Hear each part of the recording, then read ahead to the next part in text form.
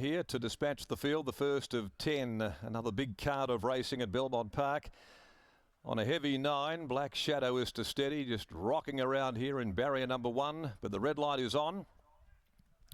And they're off to the first for the day. Wide out, the first to actually hit the ground, Black Fantasy. From the inside, Black Shadow stepped okay from Reliable Star and Rostropovich. No one anxious to really take up this role of pacemaker. And they're going to dawdle down by the judge. They're going about half pace slower in actual fact. With the ears pricked, it's the 3-year-old Black Fantasy who's going to just lope to the lead now from Rostropovich, who didn't want the front today. On the rails is Black Shadow. Reliable Star tucked behind those. One off the fence in the early stages. Then came Old Maginica. Back there as well, second last is Sugarcane. The tail ender is Divine Shadow. And so in this order, at what is a very pedestrian pace here in the first for the day, the first half is going to be ridiculously slow. And as they work over by the 1400, it's Black Fantasy with Lucy Warwick just calling the shots as she pleases. Down the back, it's Black Fantasy by a length and a half, Rostropovich. The same margin, Black Shadow, who's over on the inside of the mare, Reliable Star. They're followed by Maginica, Sugarcane together, then a length and a half behind those is Divine Shadow. Down the back they go, less than 1100 to run here in the first of 10, Black Fantasy. The Aquanita and Belmont Classics winner is in control. Shows the way going to the far turn by a length over Rostropovich. Back on the inside, Black Shadow. No changes afoot, but the pace has gone up just a little. Then came Reliable Star when they'd left the 850 behind them with Maginica, then Sugarcane. And still last of all is Divine Shadow, and still about 5 from the pacemaker. Black Fantasy heads down the side, chasing a hat-trick of wins, and took them past the 600. The 3-year-old on the cusp of hitting 4. He's in grand form, Black Fantasy over Rostropovich. Now Reliable Star around the outside, taken off the heels of Rostropovich. Back behind them, Black Shadow being ridden along. Warwick has it moved though on Black Fantasy. Well back, Sugarcane, Divine Shadow, Maginica. Black Fantasy inside the 275. In cruise mode by 3, Rostropovich, Reliable Star, Black Shadow. The further they go though, the further the margin increases. Black Fantasy is going to give them an absolute shellacking. They played into his hands, the 3-year-old, and he's going to make them pay as well. Went home to win at Black Fantasy by about 6. Second home, Rostropovich from Reliable Star, Black Shadow, Maginica, Sugarcane, and last all the way was Divine Shadow.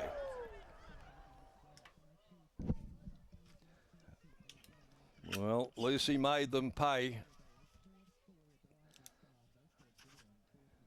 No pressure. In form 3-year-old, dished up on a platter really. And Lucy just did as she pleased in front here on this horse who's now won the Aquanita, the Belmont Classic, takes on the older horses and beats them pointlessly. From Rostropovich, Reliable Star, Black Shadow didn't offer a lot when the sprint went right on. So Black Fantasy home and in an absolute breeze to the first for the day by Blackfriars from Dream Along. Dan and Ben Pearce prepare, and they've certainly extracted the best in the latter part of the 3-year-old season from Black Fantasy, who finishes his 3-year-old career with 4 wins from 14 starts. Lucy Warwick there in the saddle, raced by Pearce Racing. GB Facey, M. Bay, Madame Smith, Hubbard, Benny Agotti, Cousins, Cherrywood Racing, Price, Fairest and Best Racing, B. Archibald, Sea Salt, Matafari and Aaron L. Facey. 6 1/4 the winning margin, and with the fair bit in the locker.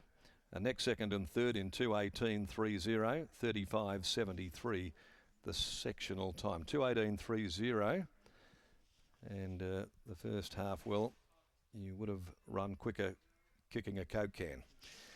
Race 2, the Narwini Stakes, over 1,000 metres, 5 to run only. In the next, no changes.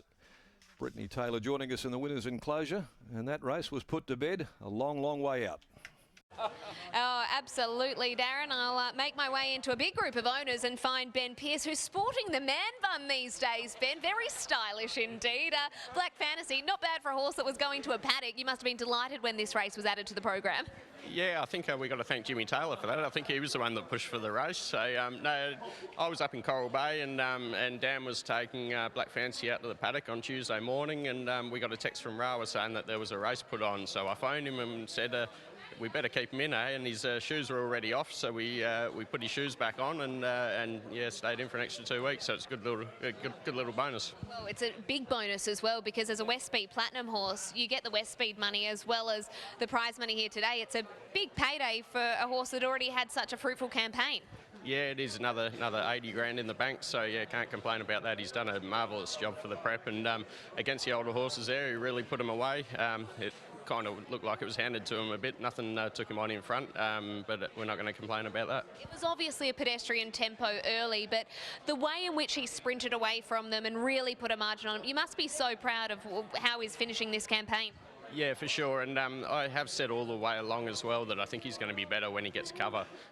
So hopefully when he comes back next prep, he can get in those races with a bit better tempo, and we can see him get some cover. We've obviously seen him so effective on the soft tracks, but today he ticks the heavy track box. What was your gut feeling in regards to that, knowing that would be on a genuinely heavy surface today? Yeah, we weren't overly concerned. He's a big boy, black fries, they generally get through the ground. Well, that's exactly what he did today. What about in race number 3, 2 engaged there? Can you give us a push? We should have a really big day. We've got 8 runners and 4 really good live chances. Best of the 8? The next best, I'd say, Let's Gallivant. But keep an eye on Manavendra. I've said the whole way along that I think he's our best 2-year-old. He's having his first start and he's 20-1, so I wouldn't be surprised to see him run a nice race. Hopefully we're speaking after race number 3 then. Well done on this one. Thanks. There is Ben Pearce after the win of Black Fantasy, and by a margin as well, Scott. A really good way to round out the campaign, bringing up a hat-trick of victories. And they only walked, but at the end of the day, he's a horse, a 3-year-old with that change-up speed that can actually sprint away from them. And the further the race went, the further he pulled away. Well, exactly right. And I'm sure in an ideal world, Lucy probably didn't have any intention of leading Brit, but once they took hold with Rostropovich, and of course, as is normally the case, Black Shadow comes out under a stranglehold, just desperate for some cover. All of a sudden, the lead became up for grabs, and he was able to get things his own way. And at the 600, there was only one horse he wanted to be on. Darren mentioned it in the call at the top of the home straight. Lucy hadn't moved on him, and he was extending the margin by every single stride. Lucy, Darren was saying just there as you pulled up, handed on a silver platter. Was it nice and cheap out in front? Yeah, it really was. It's not how I saw it going at all. I thought the Black Shadow and Rostropovich would be a bit handier, and I said, who's going? And they said, not us. And I was like, all right, whatever, I'll lead. He really switched off down the back. He was just cruising. I thought, we're going really slow, someone's going to come.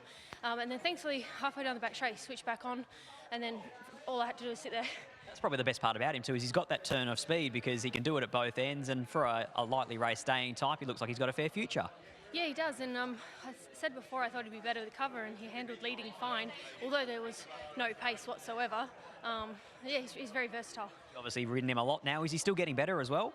Yeah, definitely. From the first time I rode him over a 14, he just like the way he carries himself, he's not as leggy. He feels like he's quickening up easier. He's over more ground, so I guess we're all going a bit slower, but no, he's improving. Congratulations, well done. Thanks. There is Lucy Warwick, has partnered Black Fantasy all throughout the campaign, and they finish off with an Aquanita, a Belmont Classic, and finally this 78+ race that was added, add that to the preparation as well. Black Fantasy taking out race number 1.